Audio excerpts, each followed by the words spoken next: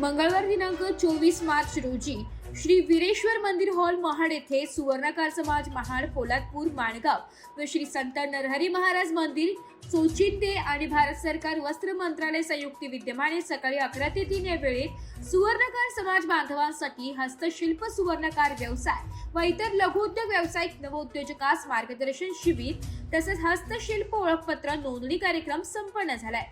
दीप प्रज्वलनाने व संत नरहरी महाराज व छत्रपती शिवाजी महाराज यांच्या प्रतिमेस पुष्पहार अर्पण करून कार्यक्रमाची सुरुवात झाली आहे। कार्यक्रमाचे प्रमुख मार्गदर्शक श्री सुरेशजी नारायण तांडेकर, सहाय्यक संचालक पश्चिम प्रादेशिक व विकास आयुक्त हस्तशिल्प यांचे कार्यालय नवोद्योग मंत्रालय भारत सरकार व श्री राहुलजी किशोर कनिष्ठ लिपिक पश्चिम प्रादेशिक व विकास आयुक्त हस्तशिल्प कार्यक्रम वस्त्र उद्योग मंत्रालय भारत सरकार माननीय विजयजी कुलकर्णी LDM रायगड जिल्हा इत्यादी मान्यवर उपस्थित होते।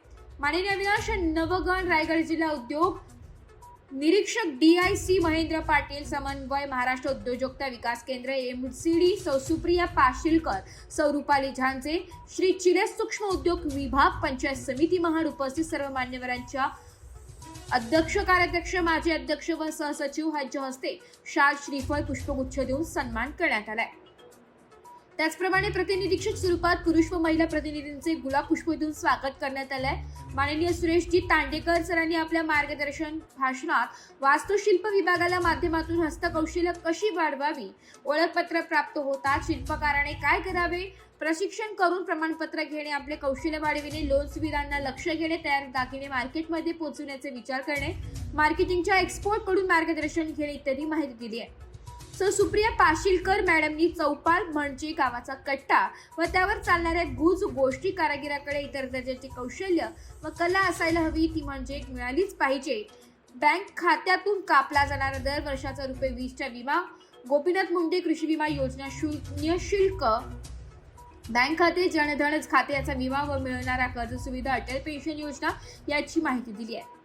माननीय श्री अविनाश नवगण सरांनी शासनाच्या वस्त्र उद्योगाच्या योजना, DIC चे कार्य, लघुउद्योगामार्फत रोजगार निर्मिती, उत्पादक क्षेत्र, सर्व्हिस ग्रामीण भाग व शहरी भागातील रोजगार यांना मिळणारे अनुदान, लोन मंजूर इत्यादी विषयाची माहिती देण्यात आली आहे। माननीय श्री विजयजी कुलकर्णी सरांनी बँक खाते चालू व किती, निष्क्रिय किती, KYC आहे की नाही, प्रत्येक खात्याप्रमाणे KYC ची मुदत याबाबत माहिती दिली आहे। बँक खात्यावरून जमा होणारी विमा रक्कम शासकीय योजना व्यावसायिका पोहोचविणे, त्यांना सक्षम करणे व हा कार्यक्रम हेतू असल्याचे सांगितले। केंद्र सरकारचा हस्तकला व्यवसाय वाढवण्याचा प्रयत्न, शिशु किशोर व तरुण मुद्रा कर्ज, महिला बचत गट यात त्यांना कर्ज योजना, व्यवसायाने स्वतःची ओळख करण्यासाठी डिजिटल व सोशल मीडियाच्या कराराचा वापर, याचा होणार फायदा याविषयी मार्गदर्शन केले।